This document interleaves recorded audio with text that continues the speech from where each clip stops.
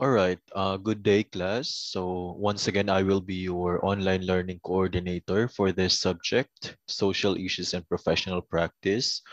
So for today, we will discuss the module 3 or week 3, which will discuss professions and professionalism.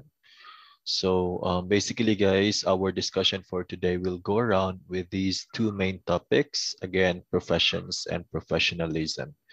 So we do have these learning outcomes. So by the end of this module, you should be able to define the term profession, understand the meaning of professionalism and its requirements, understand the factors that makes a professional. So basically, guys, these are the learning outcomes that we should be able to have by the end of this discussion or this module. So the main topic, like what I mentioned earlier to you guys for this module is profession, or this is one of the main topics. And in order for us to understand profession, we have to uncover these topics such as profession or definition of profession, the origins of profession, the requirements of professional, and makings of a professional. So let's talk about the definition first. So when we say profession, we are referring to the calling requiring specialized knowledge and often long and intensive academic preparation.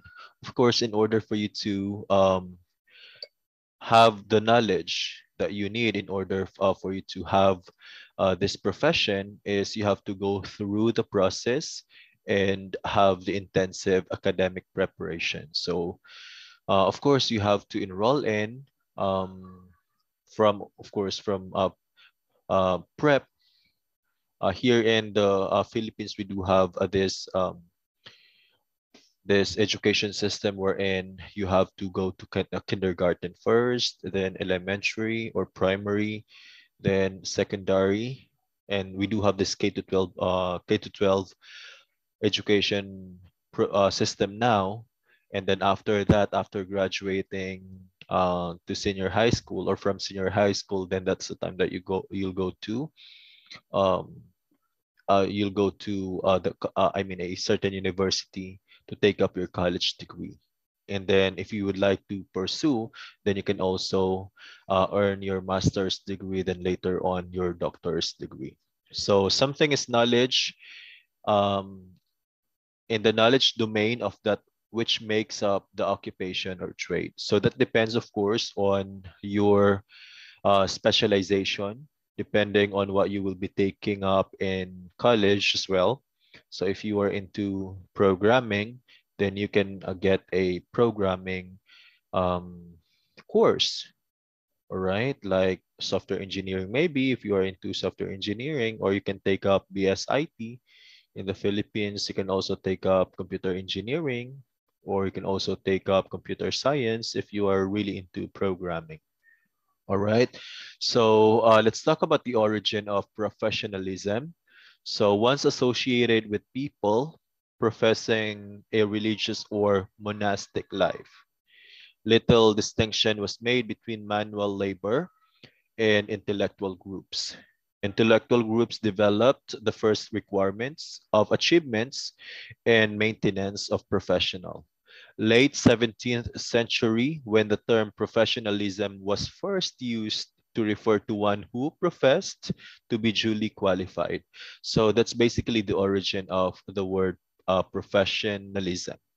So again, late 17th century when the term or when this term has been first used. Okay, so the requirements of a or professionalism, a set of highly developed skills and knowledge of the domain. Skills must be backed up by a very well-developed knowledge acquired through long years of formal schooling. So again, guys, in order for you to be called as a professional, you have to again take up formal schooling. When we say formal schooling, you have to enroll into a certain institution or academic institution and earn your diploma Or sometimes even if you have not graduated, as long as you do have these skills, you have undergone the trainings or something like that, as long as it's formal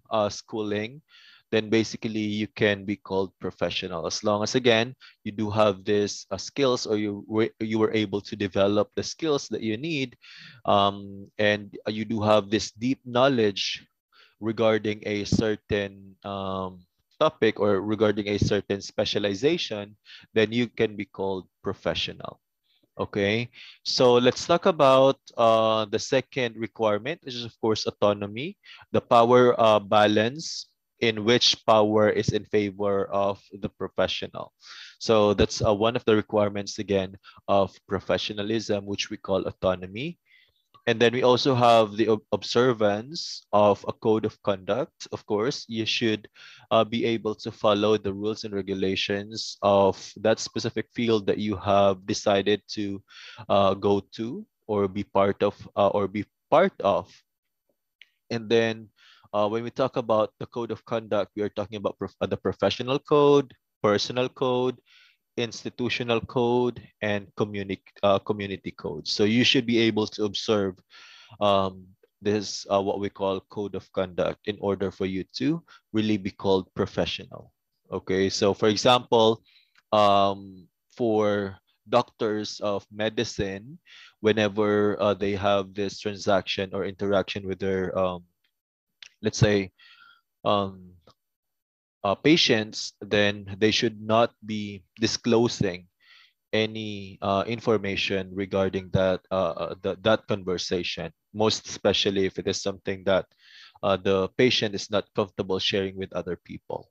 So that is an example that we can provide. Okay. We also have, of course, this specific part. So the making of an ethical professional is, of course, through having a formal education supported by four pillars, of course. We do have the commitment, integrity, responsibility, and accountability. So let's say, for example, if you would like to be an IT expert someday, then you have to take up an IT related course like BSIT, for example. And you should be committed to learn, um, committed to um, acquire the skills that you need in order for you to be an IT expert or to be an expert on that field. And then, of course, the integrity. And when we say integrity, whenever you need to, let's say, if you would like to develop a certain software, then you should make sure that you're able to um, to make the data safe that will be processed through the use of that software, say for example. So you should have that integrity. Responsibility, of course, all of the responsibilities that you have as an IT expert should be taken care of by you. And accountability, of course, if there are some, let's say, if you have developed a certain um, software or an automated system, then if there's something happen, let's say, for example, a system glitch that has been encountered um, when this automated system is being used, then you will be held liable or you should be accountable because of that. Okay. So licensing authorities, we also have this.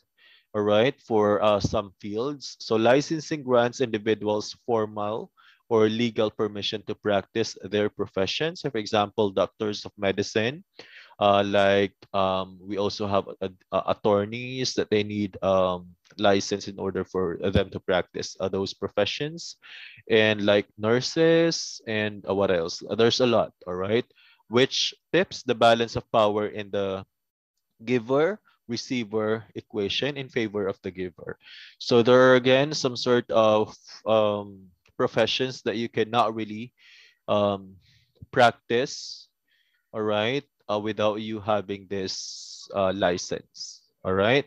And then professional codes of conduct. The primary purpose of professional codes of conduct is to promote the public image of the profession by specifying and enforcing the ethical behavior expected from its members. So basically, if you are part of that group of people or group of professionals, then you should follow the codes of conduct. You should be guided by the rules and regulations. Basically, there are some sort of ethical issues, all right? Unethical, there are also unethical practices that you should avoid.